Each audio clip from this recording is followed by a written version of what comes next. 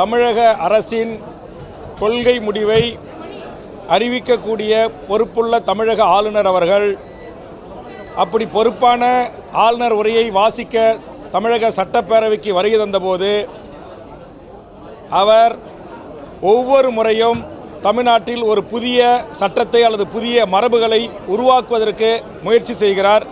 இதை நான் முதலில் வன்மையாக கண்டிக்கிறேன். அந்த முயற்சியானது என்னவென்றால், ஒரு அரசு நிகழ்ச்சி அல்லது பேரவை தொடங்குகின்ற போது முதலில் தமிழ்த்தாய் வாழ்த்து பாடி அரசு நிகழ்ச்சி தொடங்கும்.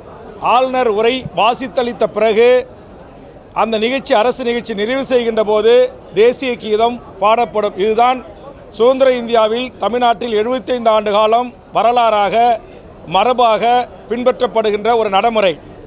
ஆனால் தமிழக ஆளுநர் அவர்கள் இருக்கை முன் வந்து நின்றவுடனேயே தமிழ்த்தாய் வாழ்த்து பாடி முடித்தவுடனேயே தேசிய கீதமும் பாடப்பட வேண்டும் என்று சொல்வது ஏற்றுக்கொள்ள முடியாத ஒன்று.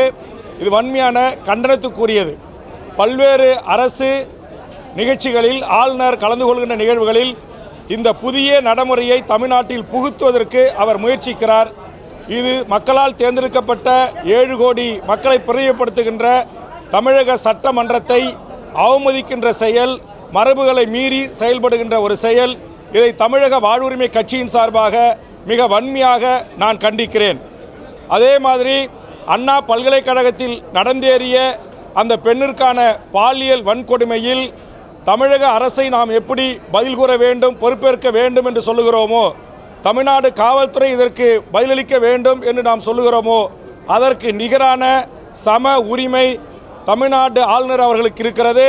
காரணம், தமிழ்நாட்டின் ஆளுநர் தான் தமிழ்நாட்டில் இருக்கிற அனைத்து பல்கலைக்கழகங்களுக்கும் வேந்தராக இருக்கிறார்.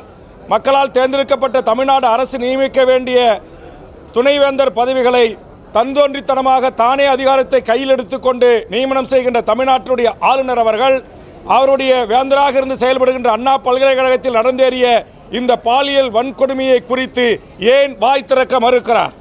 இன்றைக்கு பிரதான எதிர்க்கட்சி உட்பட பத்திரிகை ஊடகங்களில் யார் அந்த சார் என்கிற கேள்வி எழுப்பப்படுகிறது அல்லவா? அதற்கு பதில் சொல்ல வேண்டிய பொறுப்பும் கடமையும் தமிழ்நாட்டில் இருக்கிற பல்கலைக்கழகங்களுக்கு வேந்தராக இருக்கின்ற தமிழக ஆளுநருக்கு அது இருக்கிறது. அவர் தன் கடமையிலிருந்து தவறியிருக்கிறார் என்கிற காரணத்திற்காக தான் அவர் பேரவைக்கு உள்ளே நுழைந்தவுடனேயே இதற்கு ஆளுநர் அவர்களும் பொறுப்பேற்க வேண்டும், ஆளுநர் அவர்களும் இதில் பதிலளிக்க வேண்டும் என்கிற கேள்வியை நான் எழுப்பியிருக்கிறேன். அதுபோன்று தமிழ்த்தாய் வாழ்த்தை பாடியவுடன் தேசிய கீதம் பாட வேண்டும் என்று அடம்பிடிக்கிற அட்டுழியம் செய்கின்ற ஆளுநர் அவர்களுக்கு எதிராக முதல் குரலாக அவர் இருக்கைக்கு முன்பாக சென்று ஜனநாயக மாண்போடு என்னுடைய கண்டனத்தை நான் பதிவு செய்திருக்கிறேன். மூன்றாவது, இந்த ஆளுநர் அறிக்கையில் தமிழ்நாடு அரசு கடந்த 3 ஆண்டுகளில் அறிவித்த பல்வேறு திட்டங்கள் தொடரும் என்று அறிவித்திருக்கிறார்கள். புதிய திட்டங்கள்.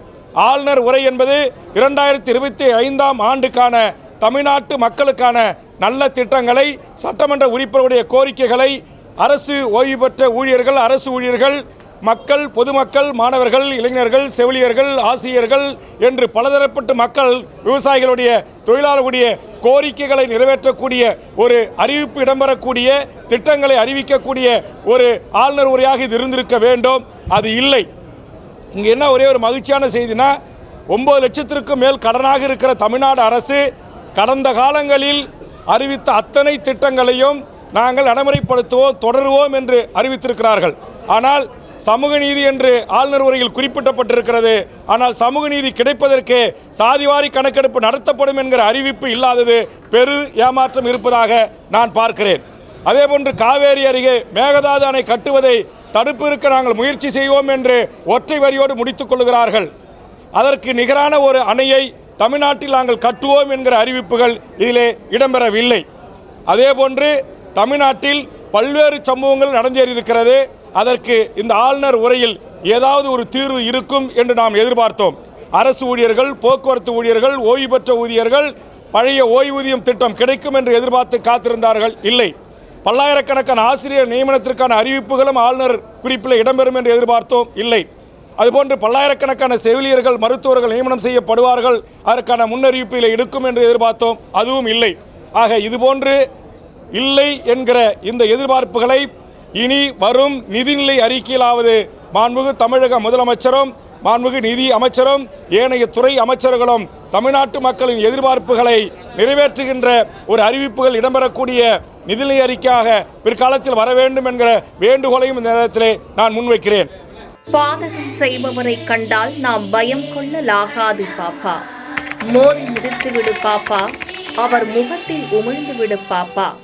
அண்மை செய்திகளை உடனுக்குடன் தெரிந்து கொள்ள இணைந்திருங்கள் எம் நாடு தொலைக்காட்சியுடன்.